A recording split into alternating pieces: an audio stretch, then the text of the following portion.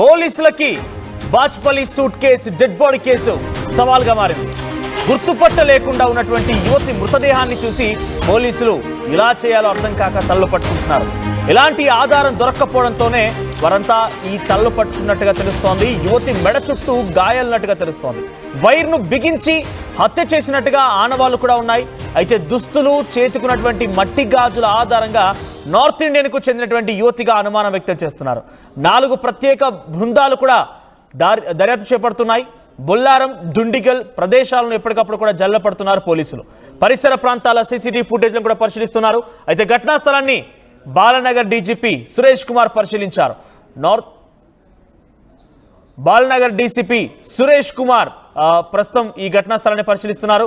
So తనకున్నటువంటి చేతులకు వేసుకున్నటువంటి గాజులని, దుస్తులని, తనకు సంబంధించినటువంటి ఇతరత్ర వస్తువులని గమనించి తనకు నార్త్ ఇండియన్ అమ్మాయిగా అయి ఉంటుందనేది పెద్ద ఎత్తున వారంతా అనుమానం వ్యక్తం చేస్తున్నారు. కానీ ఆ అమ్మాయి ఎవరు, ఎక్కడి నుంచి వచ్చింది, ఇక్కడ జరిగిన ఘటన గల కారణం ఏంటి, ఎవరైనా వేరే ఒక చోట హతమార్చి ఇక్కడ తీసుకొచ్చి పడేశారా, లేదంటే ఇక్కడే ఈ రకంగా దారుణంగా తనని హతమార్చారనేది మాత్రం కొంత అనుమానంగా ఉంది. తన మెడ చుట్టూ వైర్ బిగించినట్టుగా ఆనవాళ్ళు ఉన్నట్టుగా తెలుస్తోంది.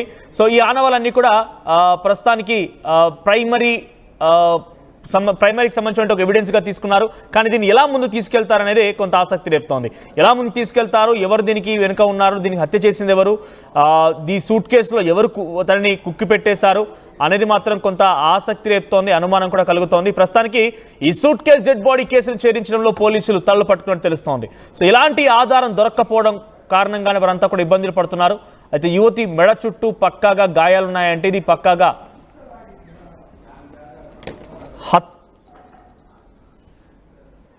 యువతి మెడ చుట్టూ గాయాలున్నట్టుగా తెలుస్తోంది. వైర్ బిగించి హత్య చేసినట్టు తెలుస్తోంది. అయితే ఇక్కడ పోలీసు ఎక్కడ కూడా ఆన్ రికార్డ్గా ఈ విషయాలు వెల్లడించలేదు. సో ఆర్టీవీ ఎక్స్క్లూజివ్గా ప్రతినిధులు పంపించి అక్కడ సంబంధిత క్రైమ్ స్పాట్ని పరిశీలించినప్పుడు మాకు ఉన్నటువంటి సమాచారం మేరకి ఆ యువతి చేతులకు వేసుకున్నటువంటి గాజులు, దుస్తులను గమనించి ఒక నార్త్ ఇండియన్ అమ్మాయి అయి ఉంటుందనేది ఒక అనుమానంగా ఉంది. అట్ ది సేమ్ టైం తన మెడ చుట్టూ గాయాలు కూడా ఉన్నాయి. వైర్ బిగించి హతమార్చినట్టుగా కొన్ని గాయాలు కూడా ఉన్నాయి. సో పోలీసు అయితే ఎక్కడ కూడా ఆన్ రికార్డులో ఇప్పటివరకు ఈ విషయాన్ని వెల్లడించలేదు. సో ప్రస్తుతానికి డీసీపీ సురేష్ కుమార్ ఈ కేసులు పరిశీలిస్తున్నారు. ఆ సంఘటనా స్థలాన్ని పరిశీలిస్తున్నారు ఆయన. దీని వెనుక ఎవరి ప్రమేయం ఉండే అవకాశం ఉంది, అక్కడ ఏం జరిగి ఉంటుంది అనేది మాత్రం పూర్తిగా ఆయన ఒక 4 దర్యాప్తు బృందాలతో విచారణ చేపడుతున్నారు. సో 4 దర్యాప్తు బృందాలు వేర్వేరు ప్రాంతాల్లో విచారణ కొనసాగిస్తున్నాయి. బొల్లారం, దుండిగల్ ప్రదేశాలని ఇప్పటికప్పుడు పోలీసులు జల్లెడపడుతూ సీసీటీవీ ఫుటేజ్లను కూడా పరిశీలిస్తున్నారు. అయితే ఘటనా స్థలాన్ని సురేష్ కుమార్ ఎప్పటికప్పుడు పరిశీలన తీసుకొని అటు వచ్చినటువంటి అనుమానితులందరూ కూడా ఇంట్రాగేషన్ చేసే అవకాశం కనబడుతోంది. మరిన్ని అప్డేట్స్తో మా ప్రతినిధి పెట్రిషియా సిద్ధంగా ఉన్నాడు. పెట్రిషియా, సో సూట్ కేసులో డెడ్ బాడీ సుమారుగా ఇప్పటికీ కొన్ని గంటలు కావస్తోంది, 24 గంటలకు పైగా కావస్తోంది ఆ మృతదేహం లభించి.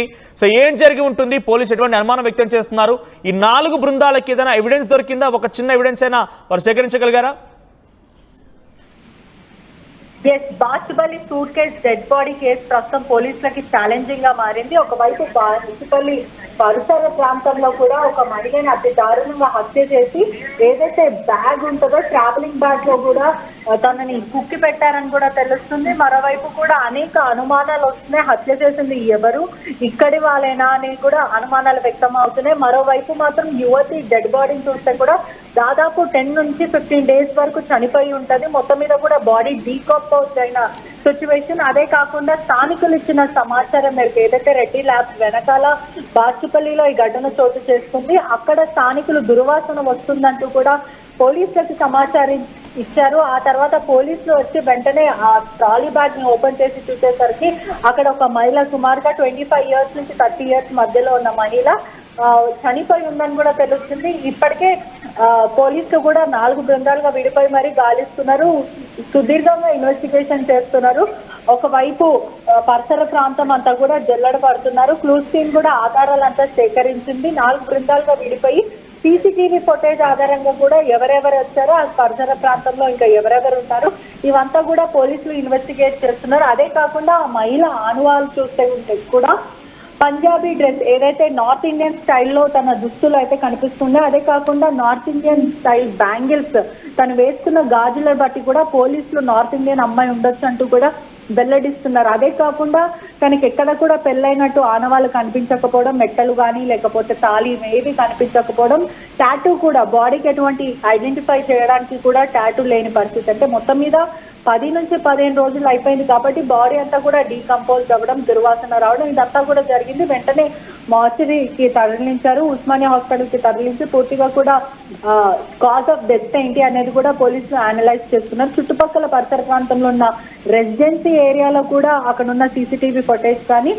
రోడ్డు మీద ఉన్న సీసీటీవీ ఫుటేజ్ కానీ ఇవన్నీ కూడా ఆధారాలంతా సేకరించి ఎవరెవరు వచ్చారు, ఎక్కడి నుంచి వచ్చారు ఇవంతా కూడా ఆరాధిస్తున్నారు. మరోవైపు ఇటీవల కాలంలో హైదరాబాద్ లో పూర్తిగా బాచ్పల్లి కానీ లేకపోతే మేడ్చల్ ప్రాంతంలో తరచూ అంటే చుట్టుపక్కల ఉన్న పరిసర ప్రాంతం అన్ని కుత్బుల్లాపూర్ ఇవన్నీ కూడా పోలీసులు ఆరాధిస్తున్నారు. అంటే ఎవరైనా ఏదైతే రికార్డ్ ప్రకారం చూసుకుంటే ఎవరైనా మిస్సింగ్ కంప్లైంట్ పెట్టారా, మహిళలు 25 ఇయర్స్ నుంచి 30 ఇయర్స్ మధ్యలో ఉన్న మహిళలు ఎవరు, ఒకవేళ వాళ్ళు మిస్సింగ్ అయ్యే రోజు బ్రౌన్ డ్రెస్ కానీ రెడ్ డ్రెస్ ధరించారా అన్న విధంగా కూడా పోలీసు కేసు నమోదు చేసుకుని దర్యాప్తు చేస్తున్నారు. కానీ ఇప్పటి వరకు కూడా ఏదైతే బాడీ లభ్యమైన తర్వాత దాదాపు 24 అవర్స్ అవుతుంది, ఇప్పటి వరకు కూడా పోలీసులకు ఎటువంటి క్లూ దొరకకపోవడం, అదే కాకుండా ఎక్కడైతే ఆ బాడీని డంప్ చేశారో పోలీసు అనేక అనుమానాలు వ్యక్తం అవుతున్నాయి. అంటే మొదట మర్డర్ కేసు కిందనే పోలీసులు అయితే చూస్తున్నారు, ఎందుకంటే ఇప్పటికే తన గొంతునంతా కూడా బలంగా ఊపిరి ఆడకుండా నిమిరి, అదే కాకుండా బయరంతా కూడా పెట్రిషా అటువైపుగా వెళ్తున్నటువంటి సీసీటీవీ కెమెరాలని పోలీసులు పరిశీలిస్తున్నారు, దాంట్లో ఏ ఒక్క క్లూ లేదంటారా? అంటే అక్కడ చాలా ఆలస్యంగా వెలుగులోకి వచ్చిందా ఈ ఘటన? ఆల్రెడీ అక్కడ పడవేసి సుమారుగా 1-2 రోజులు కావస్తుందా? ఆ మృతదేహాన్ని పరిశీలించినప్పుడు డాక్టర్స్ ఎక్స్పర్ట్స్ చూసినప్పుడు ఆ వ్యక్తి ఆ మహిళ మరణించి ఎన్ని రోజులు కావస్తుందని చాలా ఈజీగా కనిపెట్టవచ్చు. సో ఆ విషయం ఏమైనా తెలుస్తుందా? ఎన్ని రోజులు అవుతుంది ఆ సదరు యువతి చనిపోయి?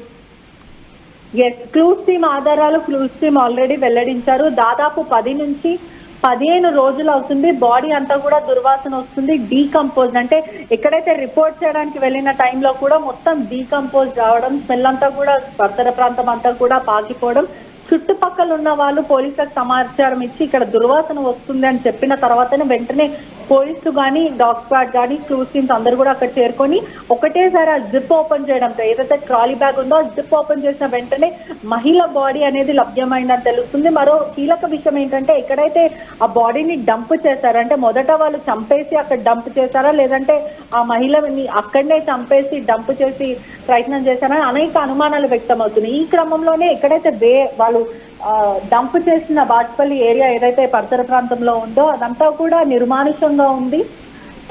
ఈ సూట్ కేస్ అనేది కూడా చాలా లార్జ్ అండ్ వైడ్ గా కనిపిస్తుంది.